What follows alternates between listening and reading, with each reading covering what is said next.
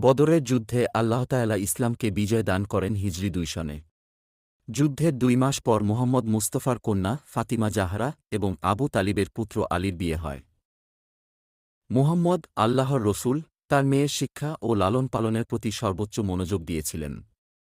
তিনি যদি সমস্ত পুরুষের জন্য আদর্শ হন, তবে তার মেয়েকে সমস্ত মহিলাদের জন্য আদর্শ হতে হবে, এবং তিনি ছিলেন। তিনি তাকে ইসলামে নারীত্বের আদর্শ করেছেন।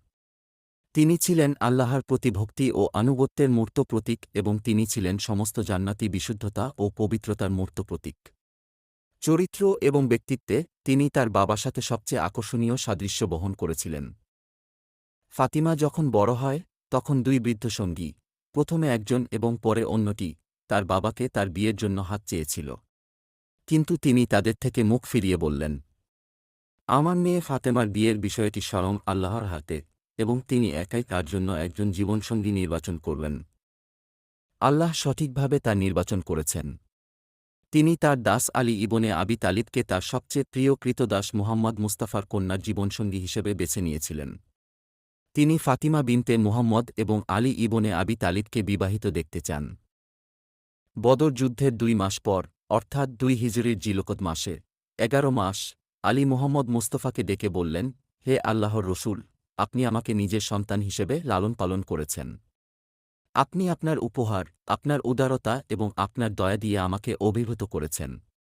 আমি আমার জীবনের সবকিছু তোমার কাছে ঋণী। এখন আমি আপনার কাছে আরও একটি দয়া চাই। রসূল বুঝতে পেরেছিলেন যে আলী কি বলতে চাইছেন। একটি বিস্তৃত হাসিতে তার মুখ উজ্জ্বল হয়ে উঠল এবং তিনি আলীকে তার মেয়ের উত্তর না পাওয়া পর্যন্ত কয়েক মুহূর্ত অপেক্ষা করতে বললেন। তিনি ঘরে প্রবেশ করলেন, ফাতিমাকে বললেন যে আলী তার বিয়েতে হাত চাইছেন এবং তাকে জিজ্ঞাসা করলেন তার প্রতিক্রিয়া কী ছিল। সে চুপ করে রইল। তিনি তার নীরবতাকে তার সম্মতি হিসেবে ব্যাখ্যা করেন, আলীর কাছে ফিরে আসেন, তাকে জানান যে তার প্রস্তাব গৃহীত হয়েছে এবং তাকে বিয়ের প্রস্তুতি নিতে বলেন। জিলকাদের শেষ দিনে, একতম মাস, মুহাম্মদ মুস্তাফা, আল্লাহর রসূল, মুহাজির এবং আনসারদের তার মেয়ের বিবাহ উপলক্ষে একটি ভোজসভায় যোগদানের জন্য আমন্ত্রণ জানিয়েছিলেন। তিনি তাদের আয়োজক হতে যাচ্ছিলেন। যখন সমস্ত মেহমান এসেছিলেন এবং বসেছিলেন, তিনি আবারও আলী ইবনে আবি তালিবের সাথে তার মেয়ের বিবাহের জন্য আনুষ্ঠানিক সম্মতি পেয়েছিলেন। মুহাম্মদ মুস্তাফা আল্লাহর প্রশংসা করেছেন এবং তার সমস্ত করুণার জন্য তাকে ধন্যবাদ জানিয়েছেন। এরপর তিনি বিয়ের খুতবা পাঠ করেন, আলী ও ফাতিমাকে স্বামী-স্ত্রী ঘোষণা করেন এবং উভয়ের প্রতি আল্লাহর রহমত প্রার্থনা করেন। সমস্ত অতিথিরা এই সবচেয়ে শুভ উপলক্ষে প্রেরিতকে অভিনন্দন জানিয়েছেন। এই অনুষ্ঠানের পরে অতিথিরা ভেড়ার মাংস, রুটি, খেজুর ফল এবং দুধ খাওয়ান। কিছুদিন পরে, অর্থাৎ জিলহজ্জে ১২ মাস, ফাতিমা জাহরাকে তার পিতামাতার বাড়ি থেকে বিদায় জানাতে হয়েছিল যাতে তিনি তার স্বামীর বাড়িতে যেতে পারেন। তার বাবা তাকে তার উটে চড়াতে সাহায্য করেছিলেন। আল্লাহ আকবরের ধ্বনিতে মদিনা বেজে ওঠে। সালমান ফার্সি উটের লাগাম ধরে কোরআন তিলাওয়াত করতে করতে এর সামনে দিয়ে হেঁটে গেলেন। আল্লাহর রসূল উটের একপাশে হেঁটেছিলেন এবং অন্যদিকে আল্লাহর সিংহ হামজা। বনু হাশিমের সমস্ত যুবক অশ্বারোহী নববধূর রক্ষক হিসাবে চড়ল, উজ্জ্বল তলোয়ার হাতে। তাদের পিছনে ছিল মুহাজির ও আনসার মহিলারা এবং তাদের পিছনে মুহাজির ও আনসাররা এসেছিলেন। তারা আল কুরআন মাজিদ থেকে আল্লাহর মহিমা পাঠ করছিলেন। আল্লাহ আকবরের বজ্রধ্বনি দ্বারা সময়ে সময়ে স্তোত্র পাঠের বিরামচিহ্ন ছিল। তারপরে তার গন্তব্যস্থল, বরবধূর বাড়ি, আলী ইবনে আবি তালিবের কাছে থামে।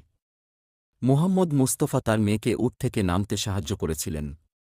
তিনি তার হাত ধরেছিলেন এবং প্রতীকীভাবে এটি তার স্বামীর হাতে রেখেছিলেন এবং তারপরে বাড়ির দোরগোড়ায় দাঁড়িয়ে নিম্নলিখিত প্রার্থনাটি বলেছিলেন। তুমি তাদের রক্ষাকর্তা হও, তাদের আশীর্বাদ করুন, তাদের প্রতি সন্তুষ্ট হও এবং তাদের প্রতি তোমার অসীম অনুগ্রহ, করুণা এবং তোমার শ্রেষ্ঠ পুরস্কার দান করো। তাদের বিবাহকে ফলপ্রসূ করো এবং তাদের উভয়কে তোমার প্রেমে ও তোমার সেবায় অটল রাখো। কিছুদিন পরে আল্লাহ প্রেরিত তার মেয়েকে ডেকেছিলেন এবং তাকে জিজ্ঞাসা করেছিলেন যে সে তার স্বামীকে কিভাবে পেয়েছে। তিনি বলেছিলেন যে আল্লাহর প্রতি ভক্তি ও আনুগত্য দেওয়ার ক্ষেত্রে তিনি তাকে সেরা সঙ্গী খুঁজে পেয়েছেন। পরে তিনি আলীকে জিজ্ঞাসা করেছিলেন যে তিনি তার স্ত্রীকে কিভাবে খুঁজে পেয়েছেন এবং তিনি বলেছিলেন যে তিনি তাকে সৃষ্টিকর্তার সেবা করার সেরা সঙ্গী পেয়েছেন।